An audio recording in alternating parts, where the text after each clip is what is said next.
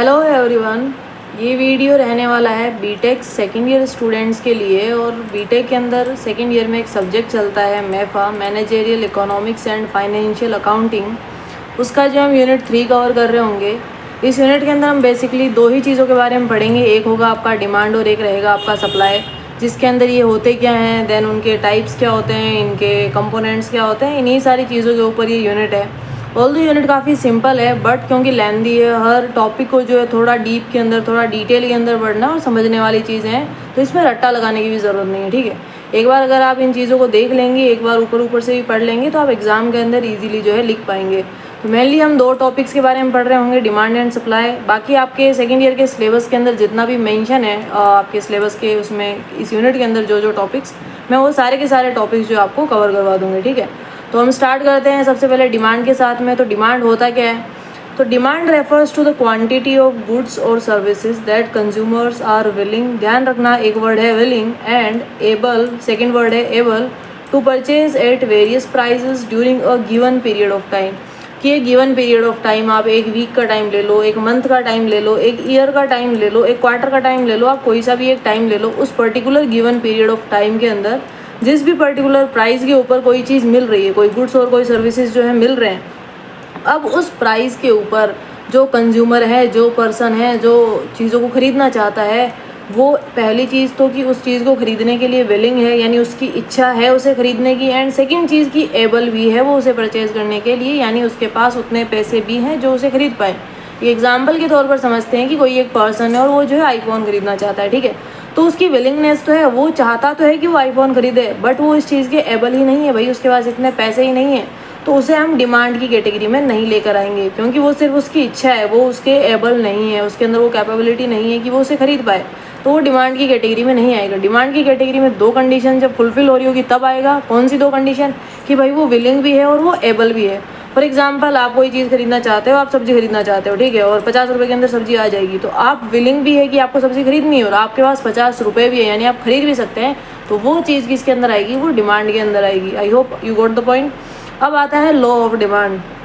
तो थोड़ी सी स्टेटमेंट है, ध्यान रखना। The law of demand states that ceteris paribus all other factors remaining constant, यानी कैटरिस पेरिबस का मतलब होता है कि जब बाकी सारे फैक्टर्स जो है कॉन्स्टेंट रहते हैं, there is an inverse relationship between price and quantity demanded, when price increase demand decrease and vice versa. इसका सिंपल सा मतलब ये है कि मार्केट के अंदर जब बाकी सारे के सारे फैक्टर्स जो है वो कांस्टेंट है, यानी सप्लाई, बाकी मतलब जितनी भी चीज़ें हैं वो क्या है? कांस्टेंट है, बट उसके अंदर क्या होता है, अगर प्राइस बढ़ जाता है तो डिमांड कम होती है, और डिमांड अगर बढ़ जाती है तो प्राइस कम हो जाता है। यानी ये जो रिलेशनशिप होता है प्राइस का और क्वांटिटी का, वो कैसा रहता है? इन्वर्स रहता है। ये बोलता है आपका लॉ ऑफ डिमांड।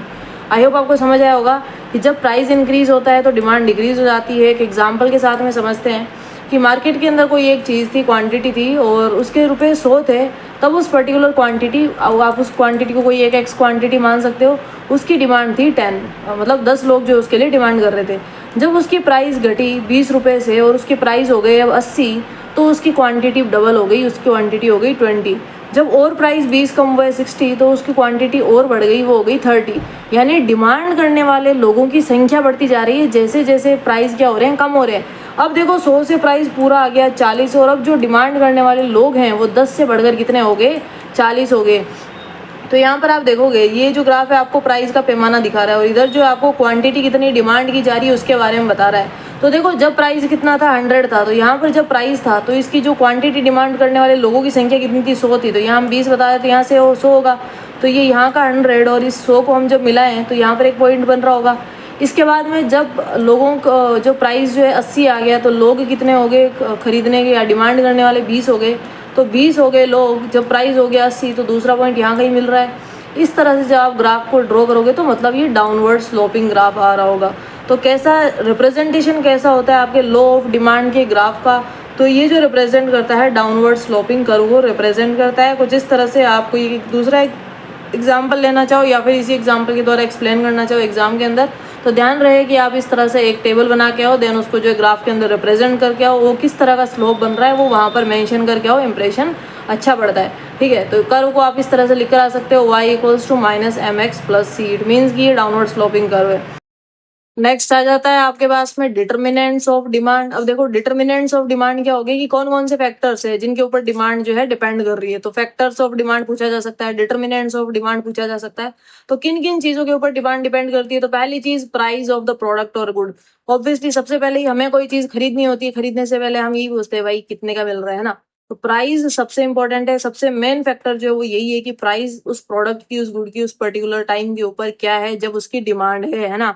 जब वो पर्टिकुलर पर्सन उसके खरीदने के विलिंग भी है और उसको जो है एबल भी है, तब उसका प्राइस क्या है। तो पहला डिटर्मिनेंट या पहला फैक्टर यही होता है। दूसरा है आपका इनकम ऑफ द कंज्यूमर, की उस पर्टिकुलर कंज्यूमर की इनकम कितनी है। यानी ऐसे समझ लो कि प्राइस तो उसका कम ही है बट उस पर्टिकुलर पर्सन की भाई इनकम ही नहीं कि उसको परचेज कर पाए, तो वो भी उसको फैक्टर जो इफेक्ट करता है। नेक्स्ट आता है प्राइस ऑफ रिलेटेड गुड्स, की उसके जो रिलेटेड गुड्स है। अभी रिलेटेड गुड्स दो तरह के गुड्स हो सकते हैं, या हो सकते हैं सब्स्टिट्यूट गुड, एक हो सकते हैं कॉम्प्लीमेंट गुड। सब्स्टिट्यूट गुड कौन से होते हैं कि भाई एक का अगर प्राइस ना इंक्रीज होता है तो दूसरा कोई उसी के जैसा का जैसा कोई पदार्थ है वो चीज उससे ज्यादा डिमांड बढ़ जाती है। यानी प्राइस तो इसका बढ़ा बट डिमांड किसी दूसरे प्रोडक्ट की बढ़ गई। एग्जाम्पल के तौर पर समझते हैं, अगर मान लो दो चीजें होती है, कॉफी और चाय, या तो लोग कॉफी पीते हैं या चाय पीते हैं ना।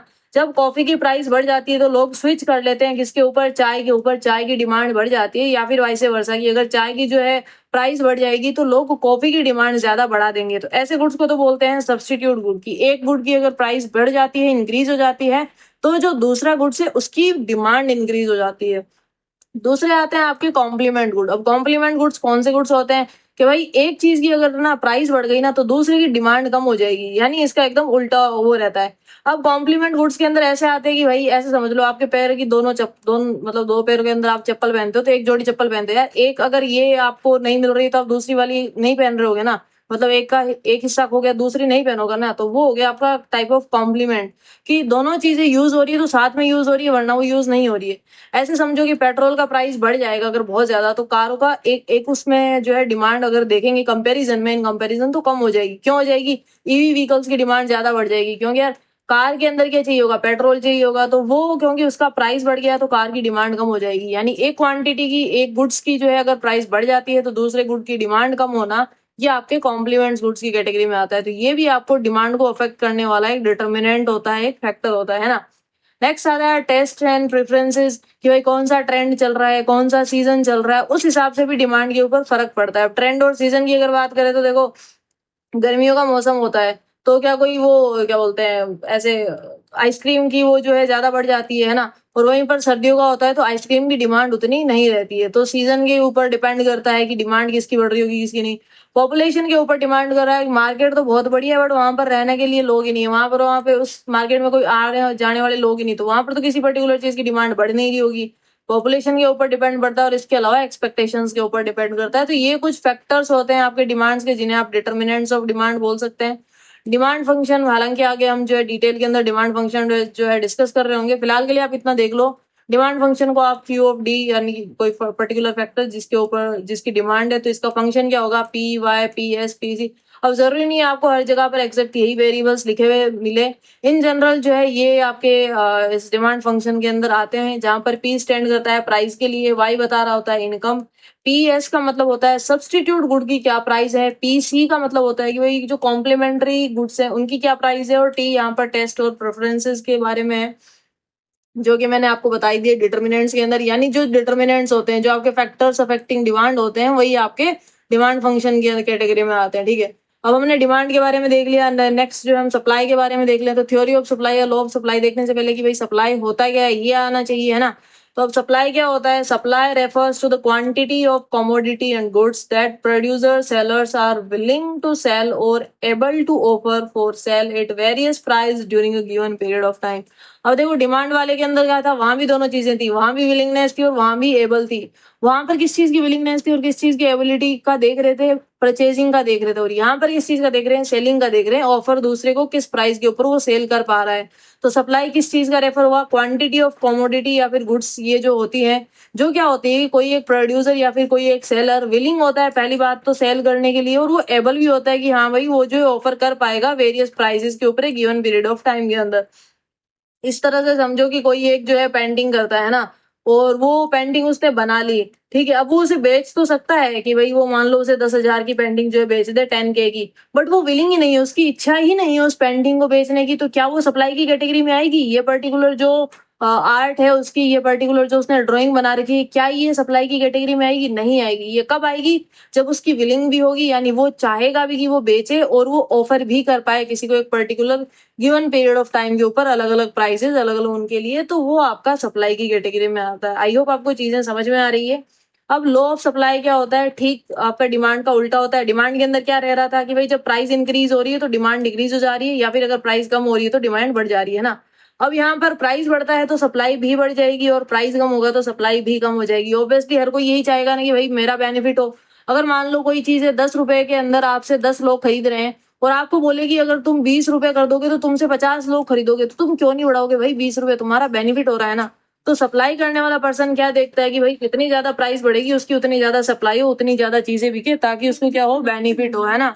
अब देखो यार, इसी चीज को आप जो एग्जांपल से समझ सकते हो। जैसे यहाँ पर जो है एक सप्लाई शेड्यूल दे रखा है, जिसके अंदर जैसे जैसे प्राइस बढ़ती हुई दिख रही है वैसे वैसे आप देख पा रहे होगी कि जो सप्लाई है वो भी इंक्रीज हो रही है। कि जब किसी क्वांटिटी एक्स का प्राइस 20 था तो उसकी सप्लाई 10 क्वांटिटी हो रही थी। जब उसका प्राइस बढ़कर 40 हो गया तो सप्लाई 10 से बढ़कर 20 हो गई, और जब प्राइस जो है 60 तक इंक्रीज हो गया तो और सप्लाई जो है इंक्रीज हो गई 30 तक हो गई, ठीक है। अब आप यहाँ से इस डायग्राम से अगर देख पाओगे ग्राफ से, तो इसका जो है स्लोप है वो अपवर्ड स्लोपिंग कर्व होता है ना। और इसका इस बार जो आपकी इक्वेशन है वो y equals to mx plus c हो जाएगी। वो डाउनवर्ड था इसीलिए उसके अंदर नेगेटिव आ रहा था स्लोप, m जो होता है आपका स्लोप होता है, यहाँ पर वो नेगेटिव आ रहा था। अब इसके अंदर एक चीज ध्यान दो, प्राइस कितना है? 20 है, तो प्राइस जो है यहाँ पर है आपका, ठीक है। तो जो क्वांटिटी सप्लाई हो रही है वो कितनी हो रही है? 10 हो रही है। तो यहाँ पर 20 है तो ये 10 इसके कहीं हाफ में आएगा। तो ये आपका पॉइंट इस पर्टिकुलर एक रेट के लिए हो गया, एक सप्लाई के लिए हो गया। जब प्राइस बढ़कर 40 हो गया, यानी प्राइस जो है यहाँ तक आ गया, तो इसकी जो क्वांटिटी है वो 10 से बढ़कर कहाँ पहुंच जाएगी? 20 पर पहुंच जाएगी, वो ना कुछ इस तरह से ऊपर पहुंच जाएगी। देन आपका प्राइस 40 से इंक्रीज होकर कितना हो गया? 60 हो गया। तब इसकी जो सप्लाई है वो कितनी हो गई? 30 हो गई। तो 20 से यहाँ बढ़कर कितनी हो गई? 30 हो गई। तो ये जो आपके पॉइंट्स मैच हो रहे हैं, ठीक है, इन पॉइंट्स को मैच करते हुए आप इस तरह से जब ग्राफ बनाओगे तो कैसा बन रहा होगा? अपवर्ड स्लोपिंग कर्व बन रहा होता है। तो ये होता है आपका सप्लाई के लिए लो, और कुछ इस तरह से जो है सप्लाई का मार्केट के अंदर काम हो रहा होता है कि भाई जैसे जैसे प्राइस इंक्रीज होता है तो आपकी सप्लाई भी इंक्रीज हो रही होती है। और इसी को आप उल्टा करके दिखा सकते हो वाइस वर्सा, की जैसे प्राइस जो है डिक्रीज हो रहा है, आपकी जो सप्लाई है वो भी डिक्रीज हो रही है। अभी यहाँ पे सिर्फ ग्राफ पर दिखाने के लिए या फिर टेबुलर फॉर्म के अंदर रिप्रेजेंट करने के लिए नहीं, इन रियल लाइफ मार्केट के अंदर ऐसा ही मार्केट जो है काम कर रहा होता है। डिटर्मिनेंट्स ऑफ सप्लाई देख लेते हैं कि भाई क्या क्या चीजें जो है सप्लाई को अफेक्ट करती है, कौन से फैक्टर्स होते हैं जो अफेक्ट कर रहे होते हैं इसको, ठीक है। तो सबसे पहले आता है भाई प्राइस ऑफ द इनपुट, कि भाई जो प्रोड्यूसर है वो सेलर है वो कोई चीज तो बेच रहा है, वो चीज बेच रहा है, बेचने से पहले उसने बनाई होगी, भाई उसका निर्माण करा होगा, ठीक है। तो निर्माण करने के लिए उसे कोई ना कोई चीजें यूज में आई होगी। वो चीजें क्या है कि भाई उसको उन चीजों को खरीदने के लिए भी पैसे लगे होंगे।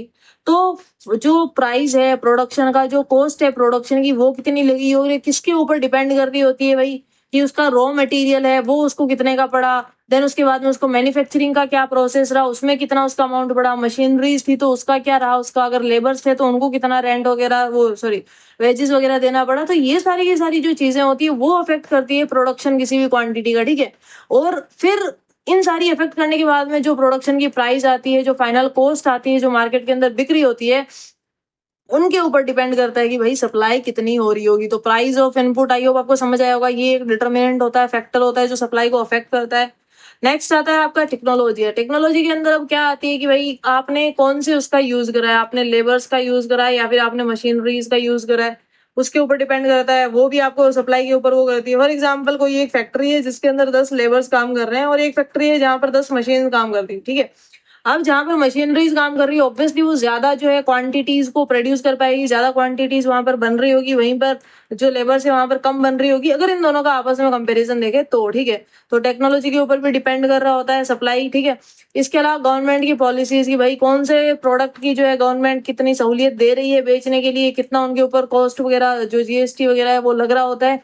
ये सारी चीजें भी यहाँ पर मैटर कर रही होती है सप्लाई के लिए। एंड लास्ट आता है नंबर ऑफ सेलर्स की, उस पर्टिकुलर मार्केट के अंदर कितने नंबर ऑफ सेलर्स है, यानी मार्केट का कैसा है, उसका जो मोनोपोली है, ओलिगोपोली है, किस तरह का नेचर है मार्केट का, वो भी सप्लाई को आपके बोलेंगे तो फैक्टर करता है, अफेक्ट करता है, ठीक है।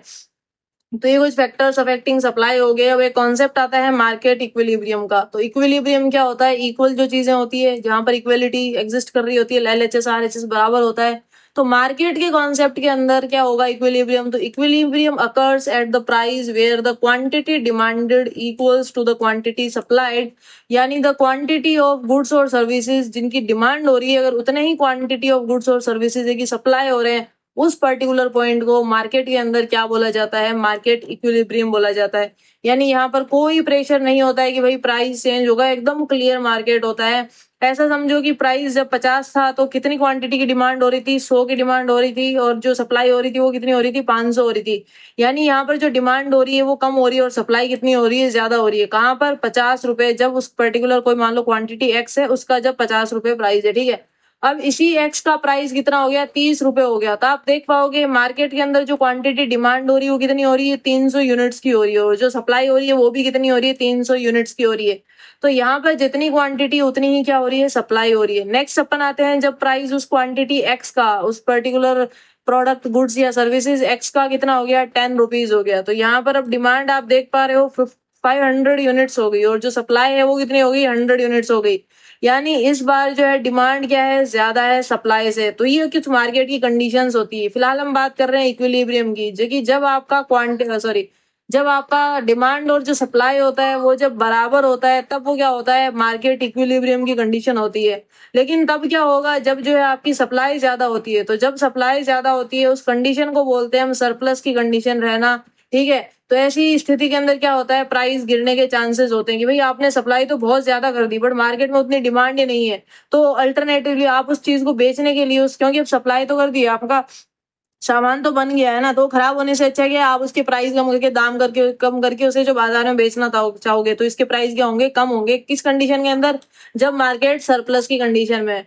और इसका रिवर्स क्या हो जाएगा भाई? जब डिमांड बहुत ज्यादा होगी और उसके प्राइसेस जो है, सॉरी, सप्लाई जो है वो कम होगी। तो ऐसी कंडीशन के अंदर क्या होता है भाई? ऐसी कंडीशन के अंदर चीजों की शॉर्टेज हो जाती है। जैसे अभी सिलेंडर का बहुत वो चल रहा है ना, तो जब शॉर्टेज हो जाती है तो इसमें क्या रहता है भाई? प्राइजेस राइजेस हो जाते हैं, यानी प्राइस जो उसके बढ़ जाते हैं। तो आप देख पाओगे ब्लैक के अंदर सिलेंडर 5,000 3,000 तक के भी बिक रहे हैं, ठीक है, जिनका भी प्राइस 916 कुछ ऐसा कुछ चल रहा है।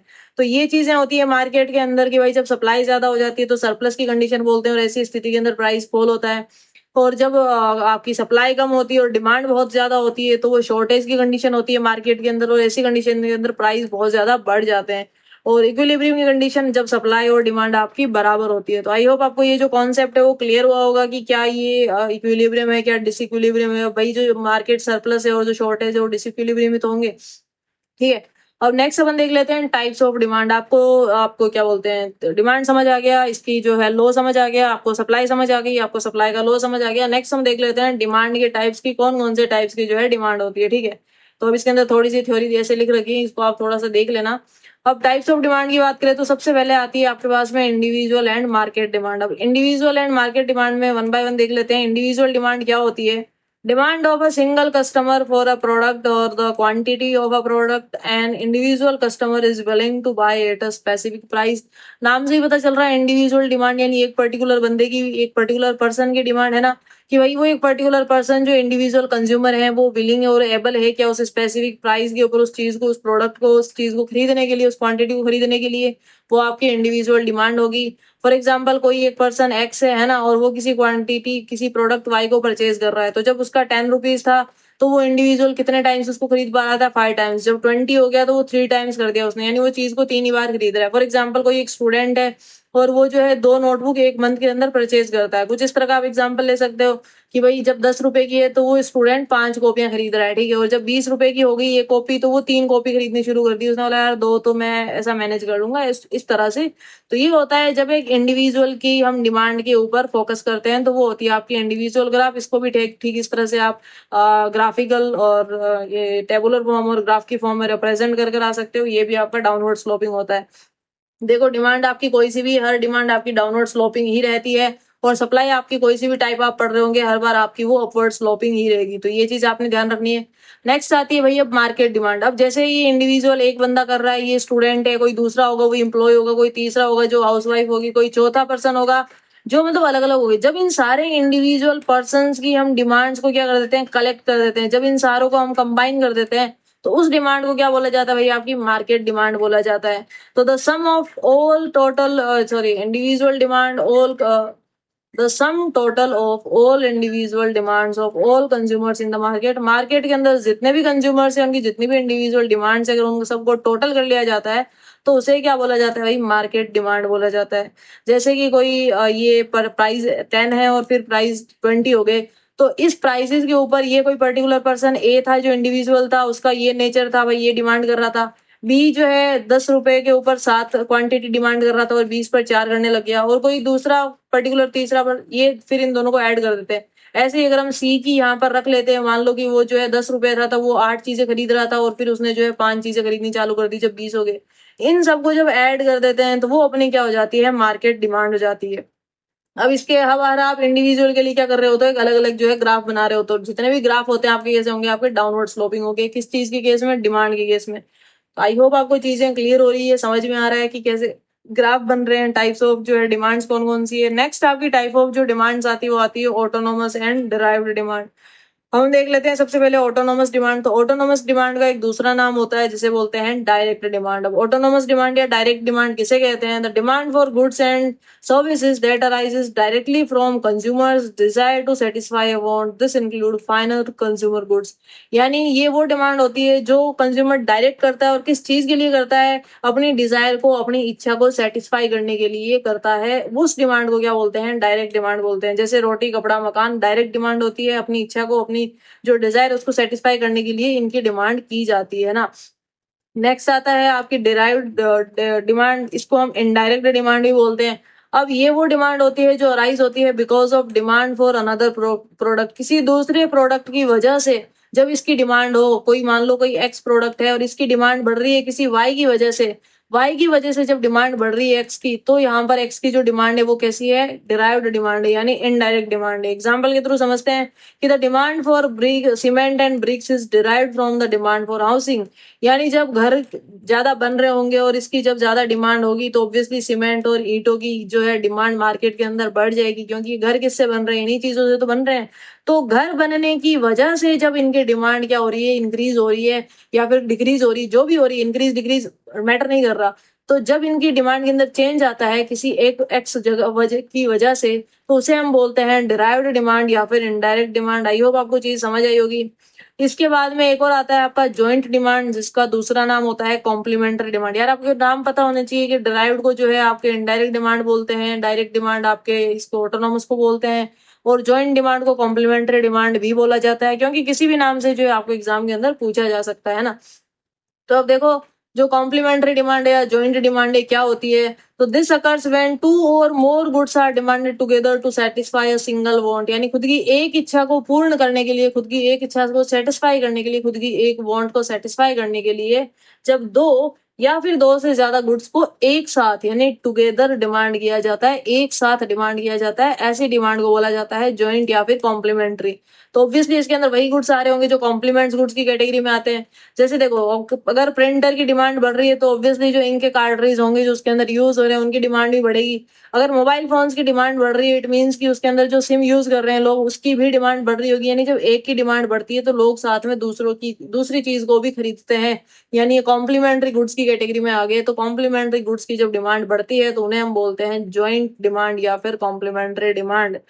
इसके बाद में एक और टाइप ऑफ डिमांड आता है, वो आता है आपका कंपोजिट डिमांड। अब कंपोजिट डिमांड क्या होती है, a good is said to have a composite demand when it can be put to multiple uses. यानी किसी भी गुड को हम कंपोजिट डिमांड की कैटेगरी में तब लेकर आएंगे जब हम उसको जो है मल्टीपल यूजेस के लिए उसमें कर सकते हैं। एग्जाम्पल के तौर पर समझो, अगर बिजली की जो है मांग बढ़ रही है, बिजली की डिमांड बढ़ रही है, एक रीजन से थोड़ी बढ़ रही है। ऐसा मानो कि अपने पास में जो है अगर ईंट और सीमेंट की डिमांड बढ़ रही है तो ऑब्वियसली कोई ना कोई कंस्ट्रक्शन के काम के लिए बढ़ रही है ना, चाहे घर बन रहा हो, चाहे कहीं पर कुछ फ्लैट खड़ा हो रहा हो, कहीं पर कोई इंडस्ट्री का काम कुछ भी हो रहा हो, मतलब वहां कंस्ट्रक्शन का काम हो रहा है, तब बढ़ रही है ना। लेकिन अगर मानो बिजली की डिमांड बढ़ रही है, तो यार बिजली की डिमांड घर पे भी लोग कर सकते हैं कि भाई रोशनी चाहिए शाम के टाइम पे, रात के टाइम पे, है ना। खाना बनाने के लिए भी होती है भाई, कुकिंग के लिए चाहिए। फैक्ट्रीज के अंदर भी इलेक्ट्रिसिटी की डिमांड होती है और इलेक्ट्रिक व्हीकल्स को चार्ज करने के लिए भी इलेक्ट्रिसिटी की जरूरत होती है। यानी एक ही चीज की डिमांड हो रही है बट मल्टीपल यूजेस के लिए हो रही है, तो ऐसी डिमांड को हम क्या बोलते हैं, कंपोजिट डिमांड वो कैटेगरी में ले आते हैं। तो इलेक्ट्रिसिटी यहाँ पर क्या हो गया, कंपोजिट गुड हो गया, यानी ऐसा गुड जिसका मल्टी यूज होता है, मल्टी पर्पज के लिए यूज किया जाता है, तो ऐसी डिमांड को भी कंपोजिट डिमांड बोला जाता है। आई होप आपको एग्जाम्पल के साथ में ये अच्छे से समझ आया होगा। फिर कुछ और बेसिक से डिमांड के टाइप्स हैं, इनको आप देख लो थोड़ा ऊपर ऊपर से। एक आता है आपका प्राइस डिमांड, एक आता है इनकम डिमांड, एक आता है क्रॉस डिमांड। तो वन बाय वन देख लेते हैं ये किस बेसिस के ऊपर है इन कैटेगरीज को, कि भाई किस कारण से जो है डिमांड हो रही है। भाई प्राइस की वजह से हो रही है तो प्राइस डिमांड हो जाएगा, इनकम की वजह से हो रही है तो इनकम डिमांड हो जाएगा, और क्रॉस उसकी वजह से हो रही है तो क्रॉस डिमांड हो जाएगा। अब प्राइस डिमांड को डिफाइन कैसे करोगे, कि जब भाई relationship between the price of the good and it's quantity demanded inverse relationship. भाई जो आपका किसी क्वांटिटी का जो प्राइस है अगर वो बढ़ता है तो ऑब्वियसली उसकी डिमांड कम हो जाएगी, और अगर कम होता है तो उसकी डिमांड बढ़ जाएगी, तो मतलब इनवर्स रिलेशनशिप है। इनकम डिमांड की अगर बात करें तो relationship between the consumers income and quantity demanded, के भाई जो नॉर्मल गुड्स होते हैं, इनकम की बात कर रहे हैं, कि जब नॉर्मल गुड्स होते हैं उनकी डिमांड बढ़ जाती है इनकम के साथ में, यानी जब इनकम बढ़ती है तो नॉर्मल गुड्स की डिमांड भी बढ़ जाती है। और इन्फीरियर गुड्स जिनको हम एक गिवन गुड्स के नाम से भी जानते हैं, ये टर्म ध्यान रखना, गिवन गुड्स पिछले एग्जाम्स के अंदर पूछा गया है। तो इन्फीरियर गुड्स या गिवन गुड्स कौन से गुड्स होते हैं, यानी ऐसे गुड्स होते हैं जिनकी डिमांड कम हो जाती है जब इनकम बढ़ जाती है, यानी इनकम बढ़ जाएगी तो आपका स्टैंडर्ड ऑफ लिविंग क्या होता है, बढ़ जाता है। ऐसे समझो यार आप थड़ी के ऊपर जो है जाकर चाय पीते थे, अब आपका जो स्टैंडर्ड बढ़ गया है तो आप कहाँ जाओगे, किसी कैफे के अंदर जाओगे, वहां कॉफी पी रहे होंगे, वहां कुछ और चीज पी रहे होंगे, ठीक है। तो ये क्या होता है, स्टैंडर्ड ऑफ लिविंग बढ़ना। तो यहाँ पर ये चाय कौन सी कैटेगरी में आ रहा होगा, इन्फीरियर गुड्स या गिवन गुड्स की कैटेगरी के अंदर आ रहा होगा, ठीक है। तो जब इनकम बढ़ जाती है तो ये जो इन्फीरियर गुड्स होते हैं इनकी डिमांड ऑब्वियसली कम हो जाती है, क्योंकि स्टैंडर्ड ऑफ लिविंग, रहने का तरीका, खान पान का तरीका, सारी चीजें इंक्रीज हो जाती है। तो इनकम के साथ में ये जो है रिलेशन होता है, नॉर्मल गुड्स की कैटेगरी में इनवर्स होता है और इन्फीरियर गुड्स की कैटेगरी में इनवर्स नहीं होता है, डायरेक्ट रिलेशनशिप होता है। नेक्स्ट आता है आपका क्रॉस डिमांड। अब क्रॉस डिमांड क्या होता है, how the demand for product A changes when the price of product B changes. यहाँ पर वही आ जाते हैं आपके सब्स्टिट्यूट गुड्स और कॉम्प्लीमेंट्स वाली बात, की भाई किसी पर्टिकुलर प्रोडक्ट ए का अगर प्राइस में चेंज आ रहा है तो प्रोडक्ट बी की प्राइस में कैसे चेंजेस आ रहे हैं, उसको हम बोलते हैं क्रॉस डिमांड। तो सब्स्टिट्यूट के केस में क्या होता है कि भाई अगर एक चीज का प्राइस बढ़ता है तो दूसरी चीज की जो है डिमांड बढ़ जाती है। यानी अगर चाय के प्राइस बढ़ गए तो डिमांड कॉफी की बढ़ जाएगी, चाय को लोग कम खरीदना चालू कर देंगे। और अगर कॉफी के प्राइस बढ़ जाते हैं तो चाय की जो डिमांड है वो ज्यादा बढ़ जाएगी। यानी अगर चाय की जो कॉफी है वो अगर महंगी बिकनी चालू करेगी तो लोग चाय ज्यादा पसंद कर रहे होंगे। तो ये आपके सब्स्टिट्यूट की कैटेगरी में आते हैं। इस चीज को एक और नाम से भी बोला जाता है, सब्स्टिट्यूट डिमांड या फिर कम्पिटिटिव डिमांड के नाम से भी इसको जाना जाता है। नेक्स्ट आता है आपके पास में कॉम्प्लीमेंट्स वाला, क्रॉस डिमांड की कैटेगरी में। अब इसके अंदर क्या होता है कि भाई एक चीज की अगर प्राइस बढ़ती है तो दूसरी की जो डिमांड है वो कम हो जाती है। जैसे भाई पेट्रोल की अगर प्राइस बढ़ जाएगी तो कार की डिमांड कम हो जाएगी। मोबाइल फोन्स की अगर डिमांड जो प्राइस है वो अगर बढ़ जाएगी तो लोग सिम खरीदना कम, क्योंकि भाई जब फोन ही नहीं खरीद रहे तो कोई नई सिम क्यों ही खरीदेगा ना। तो ये जो चीजें हैं वो कॉम्प्लीमेंट्स की गुड्स में, कॉम्प्लीमेंट डिमांड की उसमें आ जाती है, और ये जो है कंबाइन होकर किस में आते हैं, आपके क्रॉस डिमांड्स की कैटेगरी में आते हैं। बाकी आप नॉर्मल गुड्स और जो इन्फीरियर गुड्स की हमने ऊपर बात करी कि किस तरह से रिलेशन है, आप एग्जांपल के थ्रू इन ग्राफ से समझ सकते हैं। मैंने अच्छे से ग्राफ बना रखे हैं कि भाई देखो, नॉर्मल गुड्स की कैटेगरी में क्या है कि आपकी इनकम पहले मान लो कोई I1 थी 10,000 थी, ठीक है। तो आप कुछ क्वांटिटीज जो है वो कर रहे थे, लेकिन जब आपकी इनकम बढ़ी तो आपने उन चीजों को और ज्यादा खरीदना चालू कर दिया, ठीक है। वही इन्फीरियर गुड्स की कैटेगरी में क्या होगा कि आपकी इनकम ज्यादा थी तो आप जो उसको उतना खरीद रहे थे, लेकिन अब जो है आपकी इनकम कम हो गई है तो आप उस पर्टिकुलर क्वांटिटी Q2 को, ये उल्टा बन गया शायद।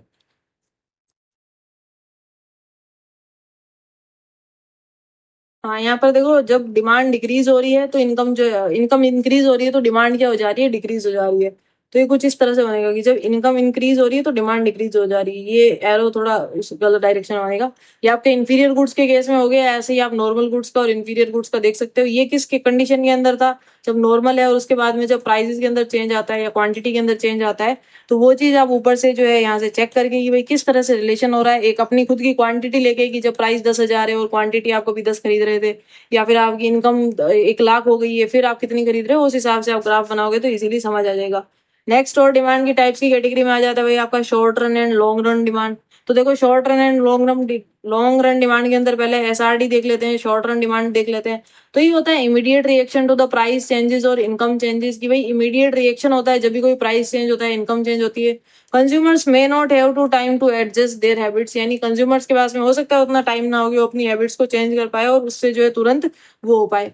वहीं पर लॉन्ग टर्म डिमांड क्या होती है, कंज्यूमर्स के पास में एक पूरा टाइम होता है कि वो चीज उस चीज के उस पर एडजस्ट हो पाए। जैसे अगर लोगों को पता रहेगा कि भाई आने वाले 5 साल के अंदर जो पेट्रोल की प्राइस है बहुत ज्यादा बढ़ जाएगी, तो लोग क्या कर लेंगे भाई, इलेक्ट्रिकल व्हीकल्स की तरफ शिफ्ट कर लेंगे। जरूरी थोड़ी है वो जो पेट्रोल डीजल वाली कार है या गाड़ियां उन्हीं चीजों को खरीदे। तो ये चीज यहाँ पर रहती है। वहीं पर शॉर्ट रन के अंदर ऐसा कोई सीन नहीं रहता है, कंज्यूमर्स के पास उतना टाइम नहीं रहता कि वो अपनी हैबिट्स को एडजस्ट कर पाए। अगली आती है सीजनल डिमांड। नाम से ही पता चल रहा है सीजन की हिसाब से आपकी जो है डिमांड चेंज हो जाएगी। जैसे देखो देखो आपका समर का सीजन आता है, अभी गर्मियों का मौसम है, आइसक्रीम्स की इन चीजों की जो है डिमांड बढ़ जाएगी। वहीं पर सर्दियों का जब मौसम आएगा तो जो वूलन क्लॉथ्स होंगे, जो आपके ऊनी कपड़े होंगे, उनकी डिमांड बढ़ जाएगी। तो सीजन के हिसाब से जब डिमांड्स के अंदर चेंजेस आते हैं, बढ़ती है घटती है, वो आपकी सीजनल डिमांड की कैटेगरी के अंदर आता है। नेक्स्ट आता है आपका पेरिशेबल और ड्यूरेबल डिमांड गुड्स। तो देखो पेरिशेबल गुड्स कौन से होते हैं, goods that are consumed once and can not be stored, यानी ऐसे गुड्स जो एक ही बार कंज्यूम किए जा सकते हैं और बाद में उनको स्टोर नहीं किया जा सकता। They have a very immediate demand pattern, और इनका इमीडिएट डिमांड पैटर्न होता है। जैसे अगर दूध हो गया, सब्जियां हो गई, आपने इन चीजों को खरीद लिया, क्या आप इनको बहुत टाइम तक स्टोर करके रख सकते हो? या फिर एक बार यूज कर लिया दोबारा उनको यूज कर सकते हो? नहीं, वो या तो खत्म हो जाएगी या खराब हो जाएगी, दो ही काम हो सकते हैं। तो ये आपके पेरिशेबल गुड्स की कैटेगरी में आता है, और इन गुड्स की जो डिमांड होती है वो पेरिशेबल गुड्स की डिमांड कहलाती है। ठीक है। नेक्स्ट आता है ड्यूरेबल गुड्स। ड्यूरेबल गुड्स ऐसे गुड्स होते हैं that can be used repeatedly over time, जिनको एक टाइम के बाद में या फिर ओवर टाइम हम जो रिपीटेडली यूज कर सकते हैं। Their demand is often replacement demand, you only by a new one when the old one wear out, यानी इनकी जो डिमांड है वो तभी होती है जिसको उसको आप दूसरा नाम भी दे सकते हो, रिप्लेसमेंट डिमांड। रिप्लेसमेंट डिमांड का क्या हो गया कि भाई वो पर्टिकुलर एक्स चीज है, उसकी आप डिमांड वापस दोबारा तभी कर रहे हो जब आपका पहले वाला या तो पुराना ज्यादा हो गया या फिर वियर आउट ऑफ काम के लायक नहीं बचा है, तब उसकी डिमांड होती है। फॉर एग्जाम्पल आपके घरों में रेफ्रिजरेटर्स होते हैं, क्या आपके घर में 10 रेफ्रिजरेटर है? नहीं, एक ही होता है। जब या तो ये खराब हो जाता है, काम करना बंद कर देता है, या ज्यादा ही पुराना हो जाता है, तब आप दूसरे रेफ्रिजरेटर की मांग करते हो, ऐसा तो नहीं करते हो। तो ये होते हैं आपकी ड्यूरेबल गुड्स, कि भाई जिनको आप बार बार over the time repeatedly use भी कर पाते हो, और डिमांड भी तब होती है जो उसको हम एक कैटेगरी में डाल देते हैं रिप्लेसमेंट गुड, यानी सॉरी रिप्लेसमेंट डिमांड, यानी जब आपको उस चीज को रिप्लेस करना है, भाई वो पुरानी हो गई है, खराब हो गई है, उस केस की कंडीशन, उस कंडीशन के अंदर। अगला जो है आपका टॉपिक आता है डिटर्मिनेंट्स ऑफ गुड। हालांकि हमने जो डिटर्मिनेंट ऑफ गुड्स हमने जब थ्योरी ऑफ डिमांड देखी थी, वहां पर देख लिए थे इसके डिटर्मिनेंट्स, या फिर से एक बार देख लेते हैं डिटर्मिनेंट्स ऑफ डिमांड।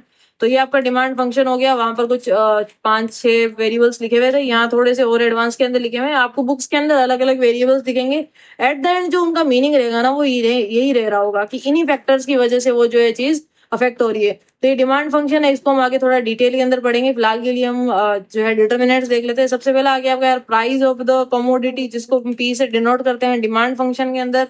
ठीक है। तो this is the most fundamental determinant according to the law of demand, कि जब भाई प्राइस बढ़ जाएगा तो डिमांड कम हो जाएगी, यानी इनका रिलेशनशिप इनवर्स रहता है। हम बार बार पढ़ रहे हैं, आप एग्जाम्पल के तौर पर यहाँ पर दिखा सकते हैं कि भाई जब प्राइस पिज्जा का 200 रुपए था, तो लोग जो है जितना खरीद रहे थे, उसके बाद में जब पिज्जा का 100 रुपए हो गया तो लोगों ने ज्यादा खरीदना स्टार्ट कर दिया। स्मार्टफोन्स की अगर प्राइस 20,000 थी, तो लोग जितने खरीद रहे थे उससे ज्यादा लोग तब खरीदना चालू कर देंगे जब फोन की प्राइस गिरकर कितनी आ जाएगी, 15,000 आ जाएगी। तो ये इनवर्स रिलेशनशिप होता है कि भाई यार प्राइस इंक्रीज हो रही है तो डिमांड डिक्रीज, प्राइस इंक्रीज हो रही है तो डिमांड डिक्रीज हो रही है, और जब प्राइस डिक्रीज हो रही है तो डिमांड इंक्रीज हो रही है। ठीक है। अगला आता है इनकम ऑफ कंज्यूमर्स। ये मैंने आपको बता ही दिया, नॉर्मल गुड्स की कंडीशन में क्या क्या केस रहता है और इंफीरियर गुड्स की कंडीशन में क्या केस रहता है। आप डायग्राम के थ्रू जो इस चीज को समझ सकते हैं। नेक्स्ट आता है आपका प्राइस ऑफ रिलेटेड गुड्स। ये हमने सब्स्टिट्यूट गुड्स और कॉम्प्लीमेंट्री गुड्स की बात कर ली। वही चीज अगेन यहाँ पर थोड़ी डिटेल के अंदर लिखी हुई है, तो आप इनको एग्जाम्पल के साथ में रीड आउट कर सकते हैं। टेस्ट एंड प्रेफरेंसेस, की भाई आपकी जो क्या इच्छाएं हैं, क्या आपको पसंद है नापसंद है, आप क्या प्रेफरेंस कर रहे हैं, ये अलग अलग चीजों पर डिपेंड करता है, अलग अलग चीजों से इन्फ्लुएंस होता है। जैसे फैशन कैसा चल रहा है अभी, ट्रेंड क्या है, हैबिट्स क्या है, एडवर्टाइजमेंट, इन सब के ऊपर डिपेंड कर रहा होता है। अब इनके अंदर भी कुछ फेवरेबल चेंजेस और अनफेवरेबल चेंजेस दो उनके ऊपर डिपेंड कर जाते हैं, कि भाई जब ट्रेंड के हिसाब से अगर डिमांड राइज हो रही होती है तो ऐसे हम डिमांड को फेवरेबल चेंजेस की कैटेगरी में डालते हैं। और जब प्रोडक्ट जो है आउट ऑफ स्टाइल हो जाता है और उसकी वजह से डिमांड उसकी गिर जाती है, यानी ट्रेंड अगर चला जाए और उसकी डिमांड गिर जाए, तो अनफेवरेबल चेंजेस की कंडीशन के अंदर आता है। तो इन एग्जांपल के थ्रू आप चीजों को थोड़ा और बेहतर तरीके से समझ पाओगे। तो आप इन नोट्स को जो यहाँ से रीड आउट कर सकते हैं। अगला आपका जो डिटर्मिनेंट की उसमें आएगा वो आएगा पॉपुलेशन एंड डेमोग्राफिक्स। तो यार भाई अगर मार्केट के अंदर लोग ज्यादा होंगे तो उनकी जो है वो डिमांडें होंगी, अगर लोग ही नहीं होंगे तो डिमांड किस चीज की होगी ना। तो वही चीज है यहाँ पर, लोग ज्यादा रहेंगे तो उन्हें खाने के लिए भी चीजें चाहिए, उन्हें रहने के लिए भी जगह चाहिए, उन्हें पीने खाने क्लोथिंग ये सारी चीजें चाहिए। तो जब लोग होंगे तो इन चीजों की डिमांड होगी, अदरवाइज नहीं हो रही होगी। तो यही कुछ चीजें हैं। कंज्यूमर एक्सपेक्टेशंस आ जाता है यानी फ्यूचर प्रेडिक्शन। तो अब इसके अंदर क्या होता है कि भाई कंज्यूमर क्या एक्सपेक्ट कर रहा है फ्यूचर के अंदर, उसके हिसाब से उसकी अभी की करंट की जो है डिमांड वो चेंज हो जाती है। किस तरह से होती है इसको थोड़ा सा समझो कि भाई अगर देखो कंज्यूमर एक्सपेक्ट कर रहा है कि प्राइस बढ़ जाएंगे, प्राइस के अंदर कुछ चेंज होने की आने वाले फ्यूचर के अंदर है, तो अभी की वो डिमांड वो कर देगा। एग्जाम्पल के थ्रू समझते हैं कि ऐसा समझो, अगर यहाँ एग्जाम्पल लिखा है, हाँ चलो ठीक है, कि अगर आप सोचो कि भाई जो सोना है वो आने वाले 10 दिनों के अंदर बढ़ जाएगा और उसकी जो है काफी ज्यादा उसकी प्राइस बढ़ने वाली है, तो अभी जो है कंज्यूमर वो क्या करेगा, आज के टाइम पर कोशिश करेगा जितना वो खरीद सकता है अभी खरीद ले, 10 दिन का वो वेट ना करे, क्योंकि तब तो प्राइस क्या हो जाएगा, इंक्रीज हो जाएगा। तो ये आपका थोड़ा सा इन कंज्यूमर की एक्सपेक्टेशन कैटेगरी के अंदर आ जाता है कि भाई फ्यूचर के अंदर जो चीज होनी है उस हिसाब से अभी वो एक काम कर ले, ठीक है।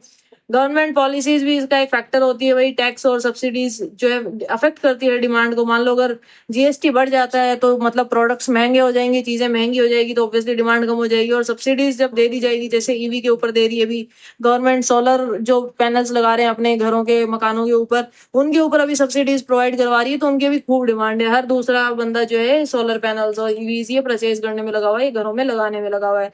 एडवर्टाइजमेंट और मार्केटिंग भी इसका एक फैक्टर होता है भाई। आप अगर देखा होगा, जब आप चल रहे होते हो रस्तों के ऊपर तो आपको ढाबे की, होटल्स की अलग अलग ऐड दिख रहे होते हैं और आपको उनको 50 बार पढ़ते हो। इनको छोड़ो, आपने कोचिंग्स वगैरह की ऐड खूब देखी होगी, ये वाली कोचिंग, इसके अंदर से इतने सिलेक्शन हुए, तो वो जो चीजें होती है आंखों के अंदर पड़ती है। आप उनको जब बार बार चीजें दिख रही होती है तो आप एक दो बार, तीन बार, चार बार जब दिखेगी तो आप उनको ऑब्वियसली रीड आउट करोगे, और वो एक फैक्टर करता है, वो इन्फ्लुएंस करता है लोगों के बिहेवियर को। तो एड्स इन्फ्लुएंस करती है, अलग अलग जो ब्रांड्स होती है उनकी एड्स की वजह से भी डिमांड्स के अंदर इंक्रीज आता है। इसके अलावा क्लाइमेट और सीजन जो है फैक्टर अफेक्ट करता है डिमांड को। भाई डिमांड जो है चेंज हो जाएगी वेदर के हिसाब से, समर्स के अंदर आइसक्रीम की, विंटर्स के अंदर जैकेट्स की डिमांड बढ़ जाती है। इसके अलावा डिस्ट्रीब्यूशन ऑफ इनकम भी जो है इसके अंदर होता है। भाई जो रिच सोसाइटीज होती है उनकी अलग अपनी डिमांड्स होगी, जो पुअर सोसाइटीज होगी उनकी अपनी अलग डिमांड्स होगी। अब भाई वो जो आम आदमी होंगे, जो गरीब लोग होंगे, उनकी क्या मतलब जरूरतें होगी कि भाई वो कम से कम अपनी जो डेली नीड्स है, जो उनको डेली जिन चीजों की जरूरत है, जो बेसिक उनके गुड्स हैं, कम से कम उनकी जो है डिमांड उनकी कंप्लीट हो जाए। तो जो पुअर सोसाइटी होगी उनकी डिमांड किस चीज के लिए होगी, भाई जो बेसिक गुड्स होंगे उनके प्रति उनकी डिमांड इंक्रीज होगी। वहीं पर जो लग्जरी सोसाइटीज होती है, जो रिच सोसाइटीज होती है, उनकी डिमांड किन के लिए बढ़ेगी कि भाई यार आज मार्केट के अंदर ये चीज नई लॉन्च हुई है तो इसको तो खरीदना ही खरीदना है। अब वो चाहे किसी भी पर्पज के लिए खरीदे, तो उनका जो मेन वो रहता है डिमांड किन के लिए रहेगा, लग्जरी ब्रांड के गुड्स के लिए, उनकी जो है डिमांड ज्यादा रहेगी। नेक्स्ट आता है आपका डिमांड फंक्शन। तो ये वही चीज है जो हमने फैक्टर्स के अंदर पढ़ा, उनको फंक्शंस के अंदर अलग अलग वेरिएबल्स का नाम दे दिया जाता है, देन उनको रीड आउट किया। कहीं पर आपको इस तरह से मेंशन करा हुआ मिलेगा, कहीं पर आपको इस तरह से मेंशन करा हुआ मिलेगा, कोई फर्क नहीं पड़ता। आप एग्जाम के अंदर लिख कर आना है, चीजों को समझा कर आना है। आपको वेरिएबल्स लिखे हुए होने चाहिए, मेन जो कुछ फैक्टर्स है कि भाई प्राइस हो गया, देखो डीएक्स तो आपका क्वांटिटी डिमांड हो गया भाई किसी कमोडिटी एक्स के लिए, और ये भी आपका वही चीज है। एफ यहाँ पर दोनों जगह फंक्शन रिलेशनशिप को दिखा रहा है, जो भी इनके बीच में फंक्शनल रिलेशनशिप है इस क्वांटिटी के बीच में, और इन फैक्टर्स की वजह से इस क्वांटिटी के ऊपर क्या फर्क पड़ रहा है वो दिखा रहा है। बाकी फैक्टर्स जो डिमांड को अफेक्ट कर रहे हैं वो हमने पढ़ ही लिए, उनको वेरिएबल के साथ में यहाँ पर लिखा हुआ है कि भाई प्राइस जो है कैसे कर रहा है, रिलेटेड गुड्स जिसमें सब्सटीट्यूट और कॉम्प्लीमेंट्री जो गुड्स है उनके प्राइस कैसे जो इफेक्ट कर रहे हैं, इनकम कंज्यूमर की कैसे अफेक्ट कर रही है, टेस्ट और प्रेफरेंसेस कैसे कर रहे हैं, expectation of future price changes कैसे कर रहे हैं, और इसके अलावा जो और फैक्टर्स है, चाहे पॉपुलेशन हो चाहे वेदर हो, वो चीजें कैसे अफेक्ट कर रही है, वही चीजें यहाँ पर डिमांड फंक्शन के अंदर है। ठीक इसी तरह से आपका जो सप्लाई का है उस वो फंक्शन भी आगे ऐसे ही काम कर रहा होगा। कुछ डिमांड फंक्शन यहाँ से इन जनरल क्वेश्चन आता नहीं है, बाकी यहाँ से आप चीजों को रीड आउट कर सकते हैं। मैं आपको एक एग्जांपल के थ्रू चीजें समझा देती हूँ। जैसे देखो एक सिनेरियो लेते हैं कि भाई ये कंपनी है और वो फाइंड करती है कि जो इसके डिमांड फंक्शन है स्पेसिफिक मॉडल का, जो हेडफोन का है उसके एक स्पेसिफिक किसी मॉडल का जो डिमांड फंक्शन है वो इस तरह से काम कर रहा है, ठीक है।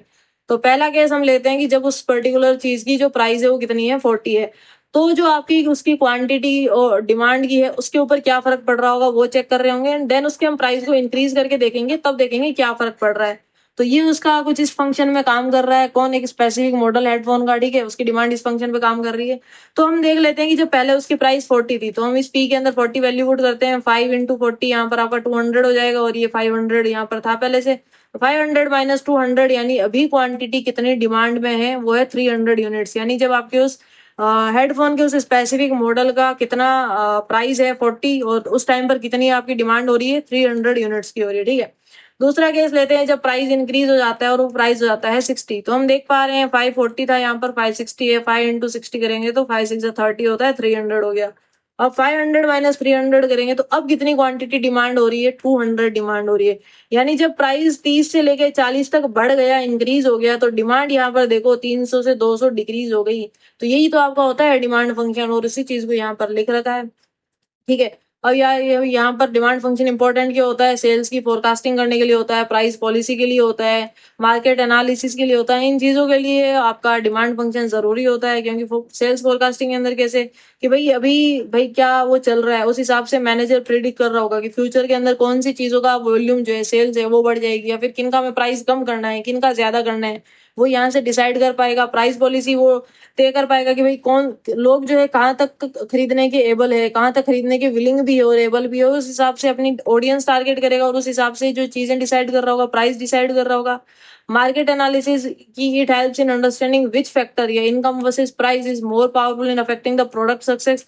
कि भाई मतलब एट द एंड जो सप्लायर होता है उसका क्या रहता है कि उसका जो पहली चीज है वो प्रोडक्ट चल जाए, दूसरी चीज चले भी तो उसको भाई प्रॉफिट भी तो यही दो चीज होता है, एक तो प्रॉफिट और एक उसका सक्सेस रेट। तो इन दोनों चीजों के ऊपर मेनली फोकस रहता है, वही इन चीजों से एनालाइज करके निकाला जाता है। अब देखो डिमांड फंक्शन के दो टाइप हो गए, एक इंडिविजुअल डिमांड फंक्शन हो गया, एक आपका मार्केट डिमांड फंक्शन हो गया। अब ये जैसे हमने डिमांड टाइप्स पढ़े थे जब इंडिविजुअल उसकी वो कर रहे थे, तो वो इंडिविजुअल डिमांड फंक्शन के अंदर आ जाएगा, उसकी जो इफेक्ट को हम दिखा रहे होंगे।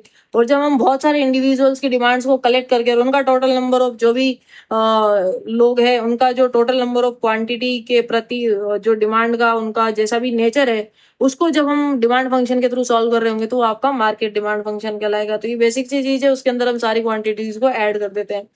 अगला इंपॉर्टेंट टॉपिक आता है आपका इलास्टिसिटी ऑफ डिमांड, जहां से एग्जाम के अंदर क्वेश्चन पूछा जाता है। तो अब देखो while the law of demand tells us the direction of changes, कि भाई प्राइस ऊपर जा रहे हैं तो डिमांड डाउन हो रही है, जब प्राइस जो है कम हो रहे हैं तो डिमांड इंक्रीज हो जा रही है।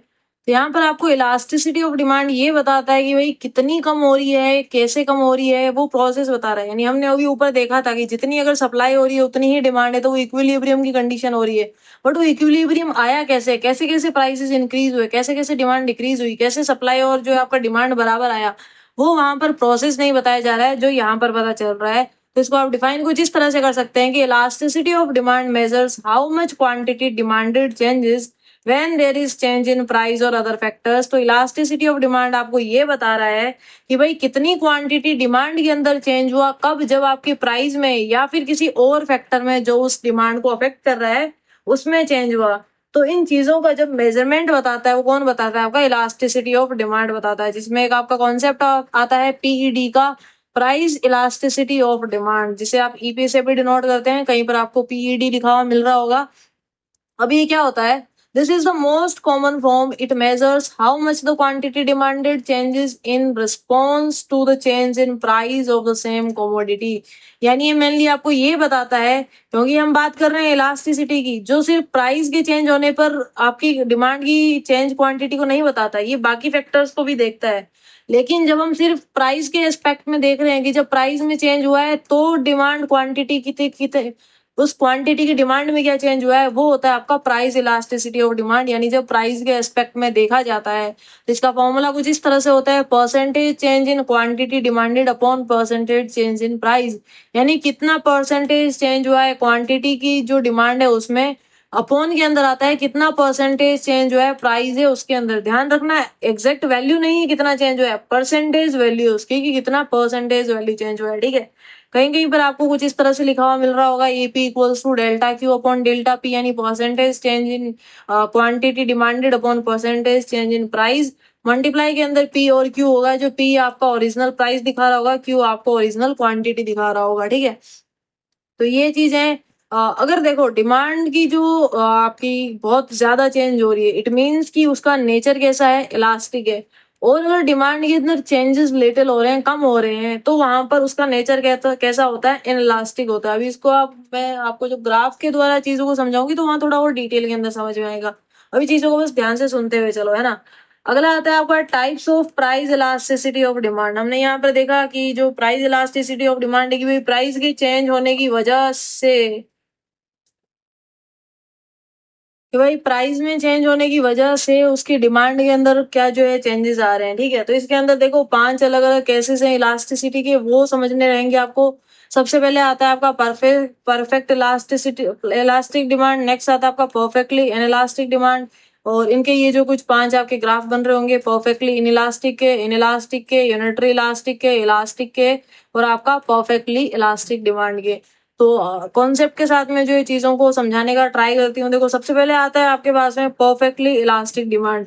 अब इसके अंदर जो आपकी इलास्टिसिटी होती है वो कितनी होती है, इन्फिनिटी होती है। इस तरह से होती है कि एक छोटा सा अगर प्राइस में चेंज आ जाता है ना, तो डिमांड के अंदर बहुत ज्यादा बहुत ह्यूज चेंज आ जाता है, तो उसे हम बोलते हैं परफेक्टली इलास्टिक डिमांड, जिसकी जो इलास्टिसिटी होती है वो इन्फिनिटी होती है।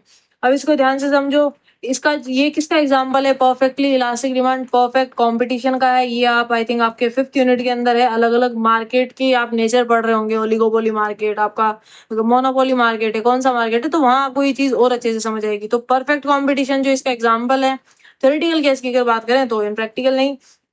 अब देखो इसके अंदर होता क्या है, परफेक्टली इलास्टिक डिमांड के अंदर ये एक छोटा सा भी चेंज आ जाता है अगर प्राइस के अंदर, तो ये लीड करता है infinity changes in demand. Demand के अंदर बहुत ज्यादा एकदम हाई चेंजेस आ जाते हैं।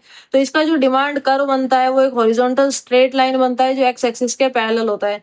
तो ये जो आपकी स्ट्रेट लाइन जा रही है जो इस एक्स एक्सिस के पैरेलल है, ये आपकी किसका जो नेचर दिखा रही है, परफेक्टली इलास्टिक डिमांड का नेचर दिखा रही है।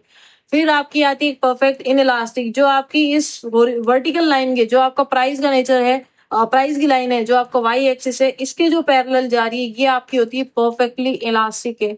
और एक आपकी आती है यूनिटरी इलास्टिक, उसका ये जो ग्राफ है कि जितना प्राइस चेंज हो रहा है उतना ही जो डिमांड है हिसाब से चेंज होती जा रही है, ये आपका यूनिटरी इलास्टिक आता है। तो अभी आपको ये आया होगा समझ में, परफेक्टली इलास्टिक जो क्या होता है, तो प्राइस में छोटा सा चेंज है तो बहुत ज्यादा डिमांड के अंदर चेंज है, और ये परफेक्ट कंपटीशन का हिस्सा है। और इसका जो ग्राफ है कैसे बनेगा, ये आपका एक्स एक्सिस हो गया, ये आपका वाई एक्सिस हो गया, और इसका जो ग्राफ कुछ इस तरह से बन जाएगा। तो ये जो लाइन जा रही है किसको दिखा रही है, परफेक्टली इलास्टिक डिमांड को दिखा रही है, यानी इन्फिनिटी तक जा रही है। तो ये होता है ईपी इक्वल्स टू इन्फिनिटी, या फिर ईडी इक्वल्स टू इन्फिनिटी।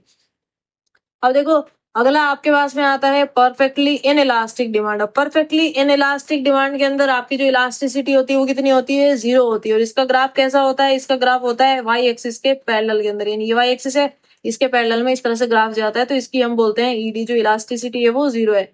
अब इसमें रहता है क्या है कि भाई डिमांड बिल्कुल भी चेंज नहीं होती, demand does not change at all even if price changes, price के अंदर चाहे कितना ही चेंज आ रहा है। इसका एग्जाम्पल के अंदर आ जाते हैं भाई जो लाइफ सेविंग ड्रग्स है, यानी किसी के मान लो बहुत मतलब वो हाई स्टेज की जो है कोई बीमारी है और उसकी जो है दवाई चल रही है। अब उस पर्टिकुलर, अब तो चलो गवर्नमेंट ने काफी सारी सर्विसेज प्रोवाइड करवा रखी है, बट अगर नहीं करवा रखी होती तब भी वो इंसान मरता थोड़ी, वो दवाई तो लेता ही ना। तो उनके लिए भी जो है चीजों के लिए जो प्राइस चाहे कितना ही ज्यादा हो जाए कितना ही कम हो जाए, उस पर्सन को वो लेनी ही पड़ेगी। पेन किलर्स होते हैं वो लोगों को लेनी पड़ती है, ठीक है। तो ये जो चीजें हैं ये आपकी किसकी कैटेगरी में आती है, परफेक्टली इनइलास्टिक डिमांड की कैटेगरी में आती है। इसका ग्राफ वर्टिकल लाइन बनता है, ठीक है। और ये आपका ग्राफ हो गया परफेक्टली इनइलास्टिक का जो वर्टिकल बन रहा है, और ये हमने देखा था अभी परफेक्टली इलास्टिक डिमांड जिसका हॉरिजॉन्टल बन रहा है, और इसकी इलास्टिसिटी इन्फिनिटी है, यहाँ पर इसकी इलास्टिसिटी 0 है। बाकी भी हम देख लेते हैं। नेक्स्ट आता है आपका यूनिटरी इलास्टिक डिमांड। अब यूनिटरी इलास्टिक डिमांड क्या होता है भाई, पहली चीज इसकी इलास्टिसिटी 1 होती है। डिमांड चेंज होती है इक्वल टू प्राइस चेंजेस की, भाई जितने प्राइस चेंज हो रहे हैं उसी हिसाब से उतनी ही आपकी डिमांड चेंज हो रही है। तो the percentage change in demand is exactly equal to the percentage change in price, यानी जो परसेंटेज चेंज है डिमांड क्वांटिटी की डिमांड का, उतना ही परसेंटेज चेंज उसकी प्राइस के अंदर हो रहा है, ठीक है। तो इसका जो ग्राफ बनता है वो आपका कैसा बनता है, रेक्टेंगुलर हाइपरबोला के उसमें बनता है, और इसको ऐसे रिप्रेजेंट करोगे तो कुछ इस तरह से जो ग्राफ है आपका यूनिटरी इलास्टिक डिमांड का बन रहा होगा। एग्जाम के अंदर आपके ऊपर इलास्टिसिटी का क्वेश्चन आता है, इसके टाइप्स के ऊपर क्वेश्चन आता है, तो आपको ग्राफ के साथ में चीजों को एक्सप्लेन करके आना है, एग्जांपल्स उसके अंदर मेंशन करके आने हैं, उसकी जो डेफिनेशन है वो लिख कर आनी है।